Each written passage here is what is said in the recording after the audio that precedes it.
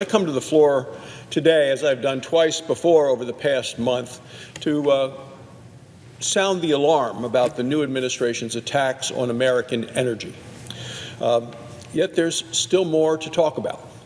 President Biden has continued this assault on American energy as well as the American economy. Now he is taking that attack further.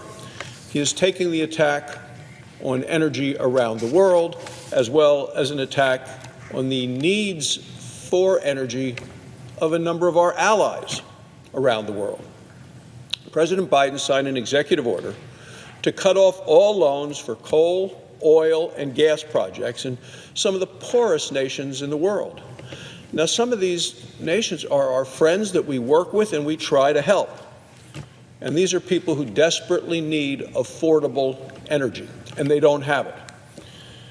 Democrats close to the administration have reported that what the administration and President Biden is trying to do is to isolate the Chinese Communist Party. The Biden administration thinks that by refusing to make these loans to folks around the world, that the Chinese Communist Party will be shamed for using fossil fuels for energy, and will shame the Communist Party of China for loans that they make to countries to develop coal-fired power plants, natural gas plants, and other projects that use fossil fuels. Madam President, let me tell you, the Chinese Communist Party will not be shamed. China has a totalitarian regime. China puts Uyghurs in concentration camps. So I'm not sure what makes President Biden and his administration think that the Chinese Communist Party will be ashamed of using an affordable, reliable source of energy, coal. In reality, President Biden, by this executive order, is giving China a gift. President Biden is giving China another advantage on the world stage and putting ourselves at a disadvantage, if you think about it.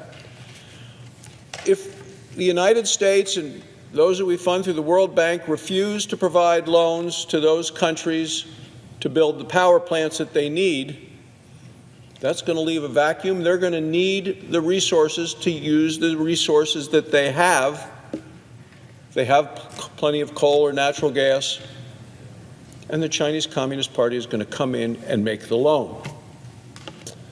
But China already funds 7 out of 10 new coal plants around the world, and thanks to President Biden's misguided effort, that's likely going to soon be close to 10 out of 10. Just like President Biden's other energy orders, this new policy will make China stronger. It will make America weaker. China will have more influence, and the United States will have less. Now, this order is not going to hurt China at all. The people that it will hurt are those who look to the United States for help and for friendship. It's going to especially help the 840 million Americans around the world who don't have access to electricity today. Developing countries desperately need the electricity. They need it to be affordable. They need it to be reliable. So you help developing countries in terms of helping them get a stable supply of energies.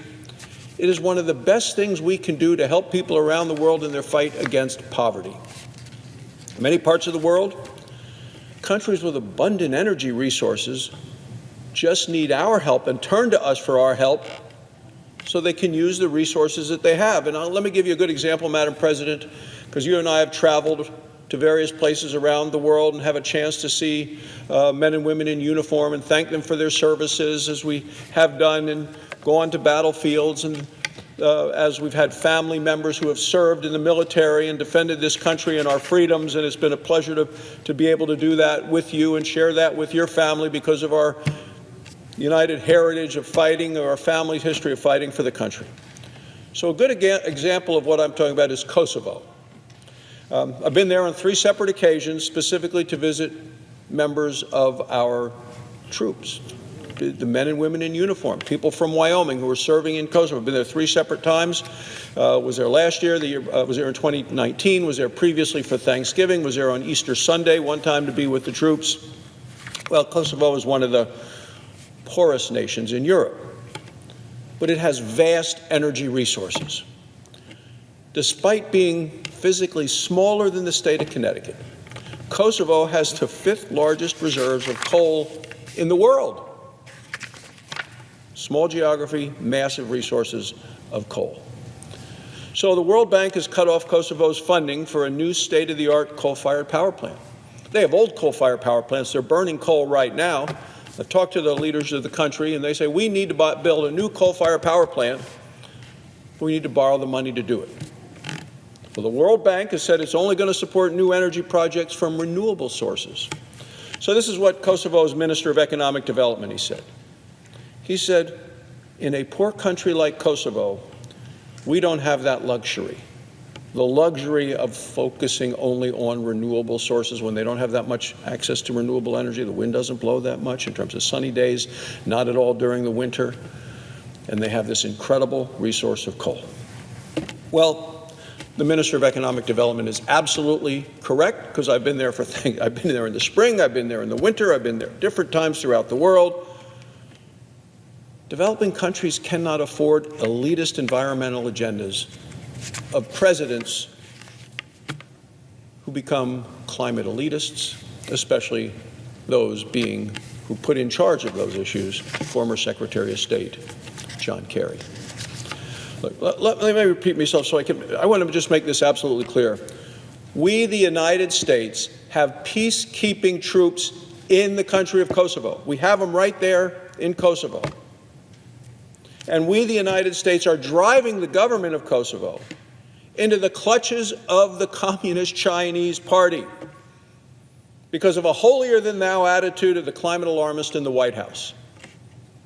So we pay to put our troops on the ground, and then we say, go to China if you need help providing power to your country.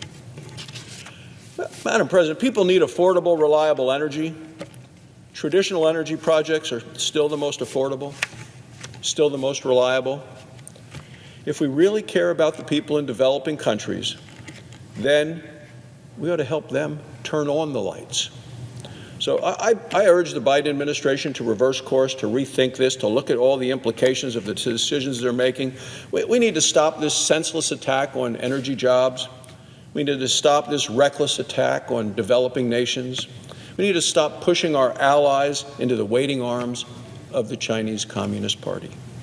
Look, the American people and our friends around the world, we're better than what we're getting right now from this administration, and we need to reverse course. Thank you, Madam President. I yield the floor.